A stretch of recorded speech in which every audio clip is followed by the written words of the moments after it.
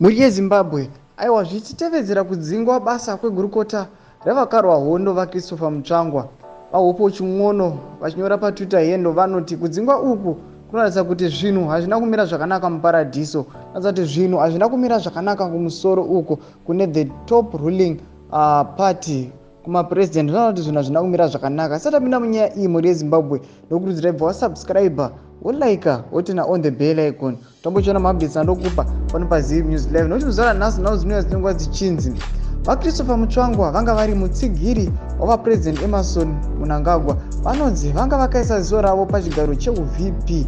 Mashoko aya atsinhirwa navachimwono, saka vachimwono vanouya paTwitter hendo vachiti zvichafadza kuona kuti acharamba here ari mutauriri weZANU-PF zviri pamutemo.